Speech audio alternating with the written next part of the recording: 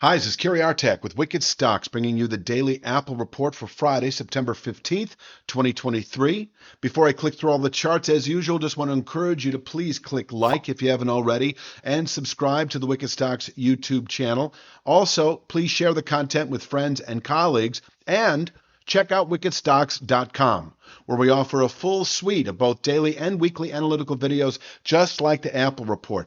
Daily analysis in the SPY, that is the S&P 500 ETF, the Triple Q, that is the NASDAQ 100 ETF, weekly analysis in the S&P 500 index, the NASDAQ 100 index, and the long bond ETF, the TLT, as well as 2 individual stock picks every week that you never see on YouTube that cater to the 3 to 5 week swing trader out to the 3 to 5 month near-term investor, always looking for 20% moves on those underlying stock picks. This week alone, we put out 2 individual video stock picks on Amazon and T-Mobile. You can check them out for free. If you sign up for wickedstocks.com, we offer a 5-day free trial with every subscription, so you can check everything out, including this week's Amazon and T-Mobile stock picks, as well as the stock picks from last week and the week before that and the week before that. And if you don't like what you see, if you don't think you'll be served in terms of your trading and investing interests, you can bow out at no cost to you within the first 5 days. So check out wickedstocks.com. Let's get on with the charts. This is a weekly bar chart for Apple.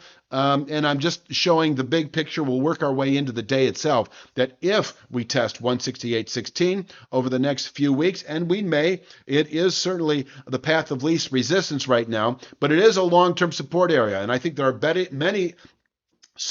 plenty of bottom pickers long-term on the way down. 168.16 is really the beginning of a zone of support down to 166.62. This is dropping daily. I'm still calling it a range, 168.16 down to 166.62, that can, if tested over the next week or two, absorb selling through the rest of the year, and above which, still anticipating longer-term bullish continuation to the 226.70 long-term channel top. This could be Q1, Q2, Q3 of next year. It's difficult to assess. I will get to that actually right now in terms of the sooner than later element, and that would be a settlement today, which I don't expect, above 180.33. 180.33 is a weekly resistance level now, able to contain buying through next week. From here, we can fall into that upper 160s within a week or two of testing 180.33. If we close above 180.33, we have a 2 to 3 week buy signal to 190.73,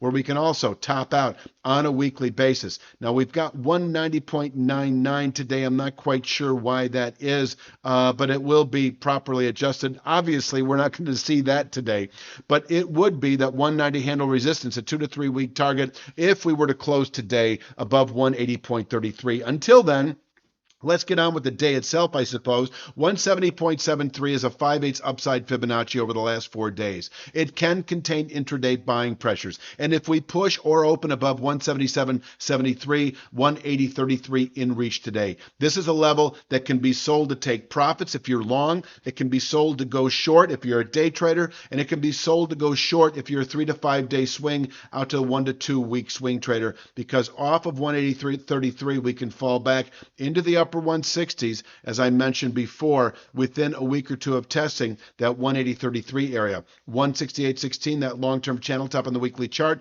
and 160.62, this 2-month descending channel bottom, able to absorb selling through the rest of the year, and from here we can turn up. Now, if we were, as I say, to close above 180.33 today, and I don't see it, but if so, 190.73, a 2 to 3 week target, where we can top out on a weekly, possibly monthly basis. And it would be a settlement above that 190.73 formation that would signal 1 to 2 month continuation to 209.84. So it is stair step. The first step is above 180.33. I think we have a good September low then, and we should, within 1 to 2 weeks, 3 at the most, reach 190.73, where we could actually place an October high. And if we close above 190.73, I think we've got a good low for the year, and we should, within a month or two, reach that 209.84, which is not altogether different than this long-term level at 226.70. It's right up in here. So there's that.